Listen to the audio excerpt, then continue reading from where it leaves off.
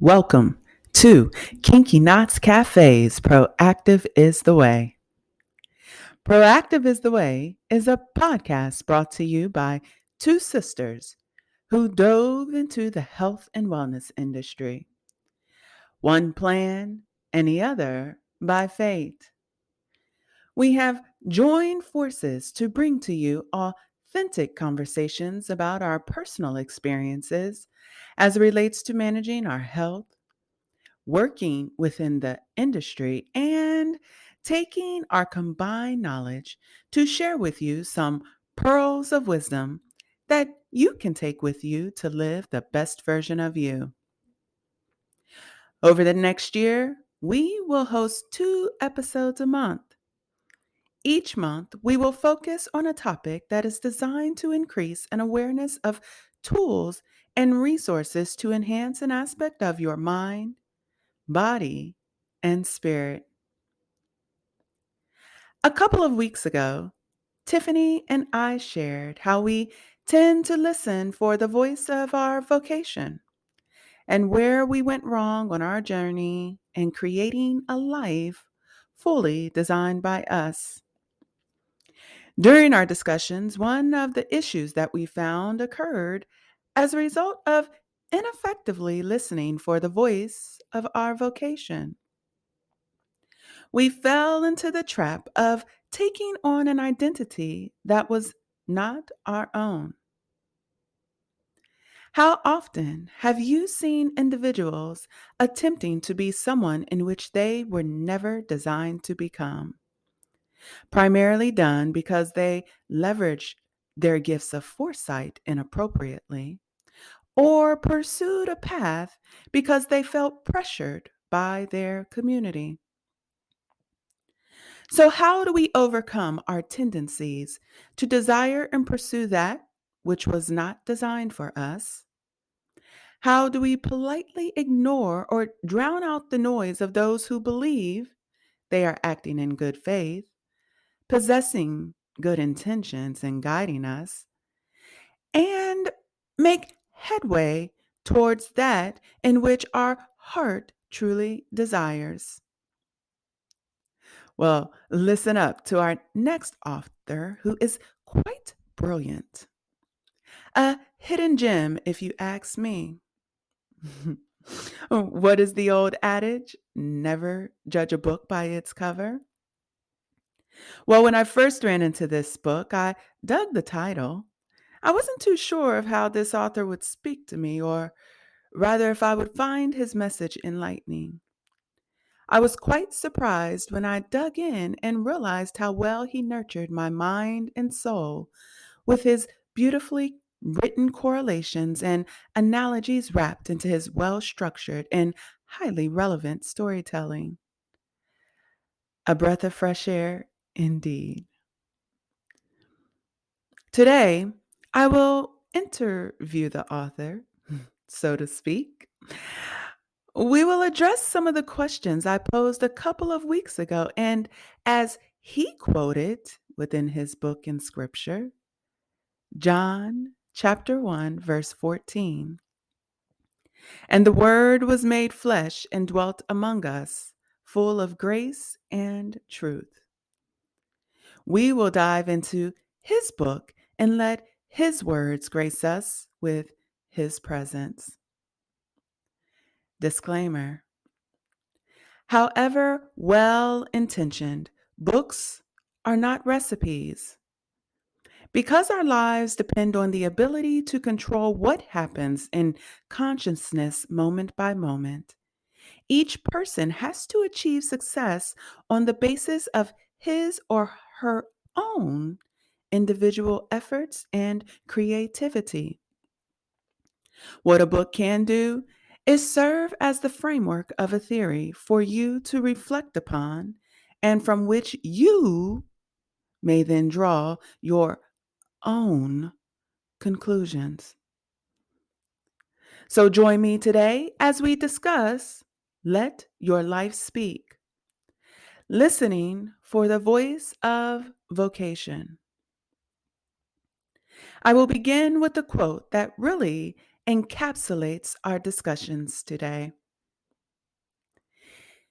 If you are here unfaithfully with us, you are causing terrible damage. This quote is by Rumi. The author further explains this quote by sharing that if we are unfaithful to true self, we will extract a price from others. We will make promises we cannot keep, build houses from flimsy stuff, conjure dreams that devolve into nightmares, and other people will suffer if we are unfaithful to true self. All right, so let's kick things off with addressing my first question. During our last podcast, I asked Tiffany if she ever found herself living someone else's life. Well, in Parker's book, he began with how he had created a life that mimicked his greatest heroes: Mahatma Gandhi, MLK, Rosa Parks, and the likes. He shared that he devised the loftiest ideals he could find that tended to be unreal, a distortion of his true self, living his life from the outside in versus the inside out. He shared that he had simply found a noble way to live a life that was not his own, a life spent imitating heroes instead of listening to his heart. In our next question, Tiffany and I shared what we thought it meant to listen for the voice of vocation.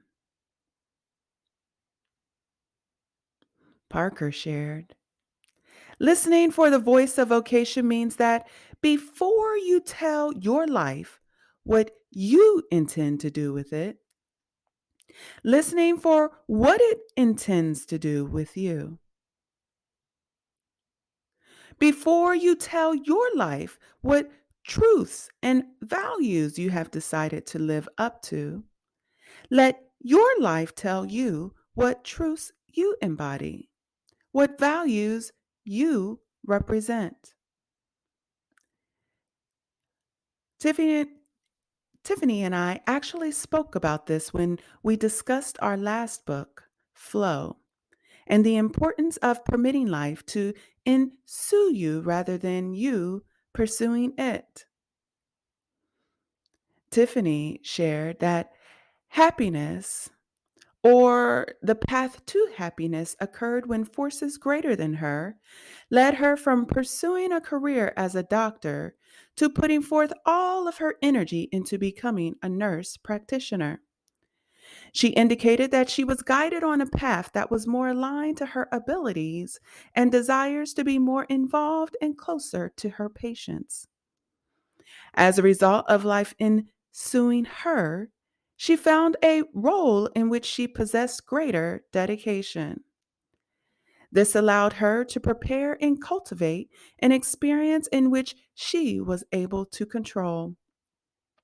As a result, she acquired a better quality of life, and thus leading to her success and overall happiness. So, Parker shares that it is so important that we listen to our true self.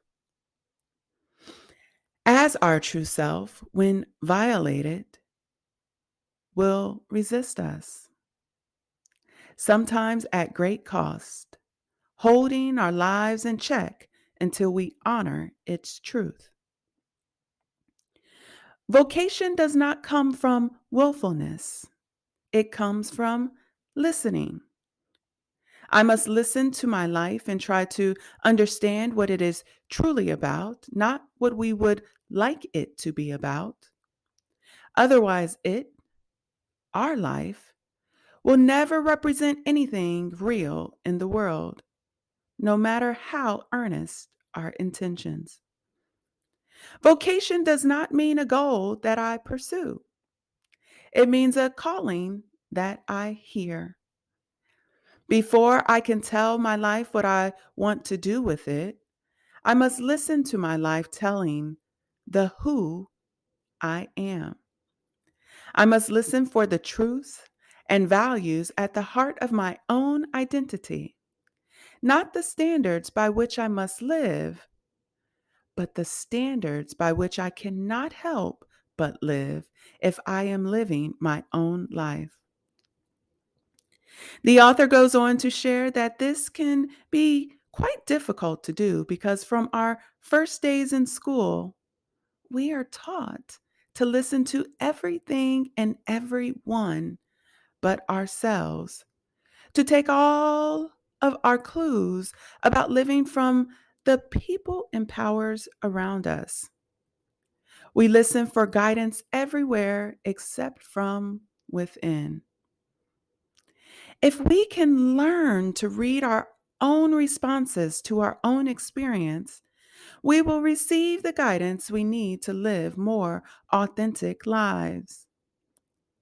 To live authentically, to truly let our life speak, we must not only listen to things we want to hear or what we would share with others, we must also let it speak things that we do not want to hear and would never tell anyone else.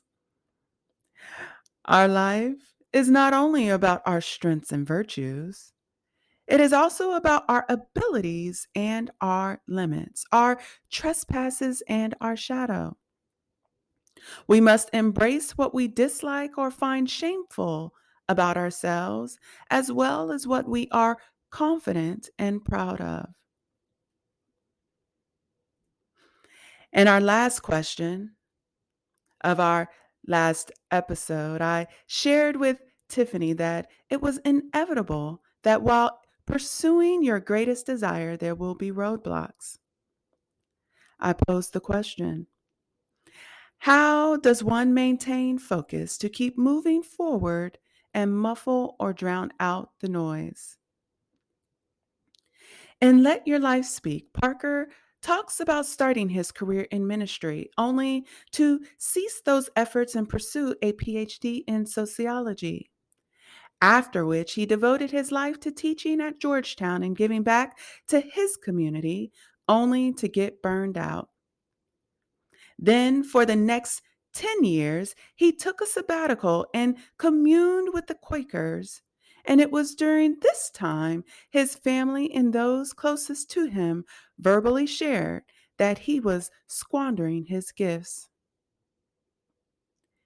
Parker shared a poignant story of when he fell into a deep depression, where he was admitted into the hospital and on mood altering drugs.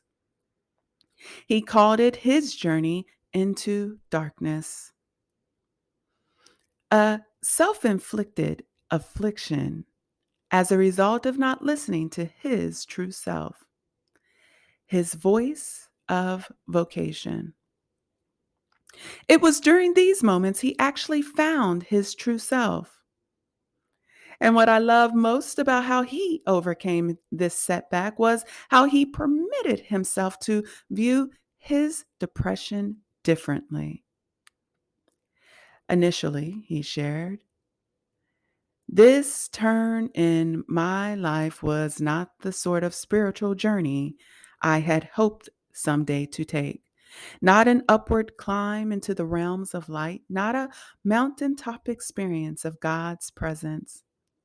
In fact, mine was a journey in the opposite direction, to an inner circle of hell and a face to face encounter with the monsters who live there. It was only during one of his sessions with his therapist that his views changed. After hours of careful listening, my therapist offered an image that helped me eventually reclaim my life. He said, you seem to look upon depression as the hand of an enemy trying to crush you. Do you think you could see it instead as the hand of a friend, pressing you down to the ground on which it is safe to stand? Wow. Folks, my mind was blown. This approach was unprecedented. So often we look at depression negatively.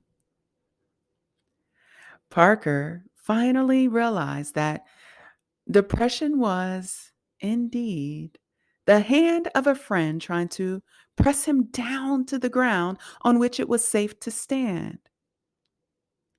As he explains, the ground of my own truth, my own nature, with its complex mix of limits and gifts, liabilities and assets, darkness and lights. Eventually, I developed my own image of the befriending impulse behind my depression. Imagine that from early in my life, a friendly figure standing a block away was trying to get my attention by shouting my name, wanting to teach me some hard but healing truths about myself, but fearful of what I might hear or arrogantly trying to live without help, or simply too busy with my ideas and ego and ethics to bother. I ignored the shouts and walked away. So this figure, still with friendly intent, came closer and shouted more loudly. But I kept walking. Ever closer it came, close enough to tap me on the shoulder, but I walked on.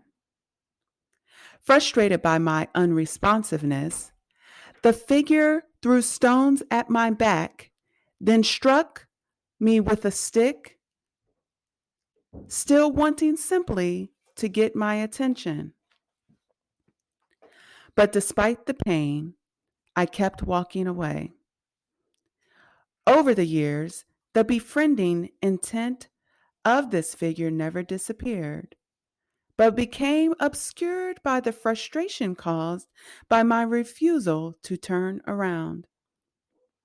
Since shouts and taps, stones and sticks had failed to do the trick, there was only one thing left: drop the nuclear bomb called depression on me. Not with the intent to kill, but as a last ditch effort to get me to turn and ask the simple question: what do you want? When I was finally able to make that turn and start to absorb and act on the self knowledge that then became available to me, I began to get well. This journey for Parker was actually more of a pilgrimage. Those hardships were not seen as accidental, but as integral to the journey itself. This journey stripped his ego of the illusion that it was in charge and made space for his true self to emerge. Amazing. Folks, we just explored on the surface some of the pearls of wisdom dropped in this book. If you have not already done so, I strongly encourage you to get the book and read the book. It's a quick read and worth your time. I will close with this. The world needs people with the patience and the passion to make that pilgrimage to find their true self, not only for their own sake, but also as a social and political act. The world still waits for the truth that will set us free. My truth, your truth, our truth. The truth that was seated in the earth when each of us arrived here, formed in the image of God. Cultivating that truth is the authentic vocation of every human being. Live in truth and the light. All right, all right. Join us in 2 weeks as we prepare for our next series on emotional intelligence. We look forward to you joining us. And in preparation for our discussions, we have included in the description where you can pick up a copy of our featured book, Emotional Intelligence 2.0 by Travis Bradberry. This is going to be enlightening beyond measure. Even the Dalai Lama shared how this book does a phenomenal job of succinctly explaining how we can deal with emotions creatively and employ our intelligence in a beneficial way. To access all replays or learn more about Kinky Knots Cafe's Proactive is the Way, please visit www.kinkyknotscafe.com. Proactive is the way, my friends. Take good care.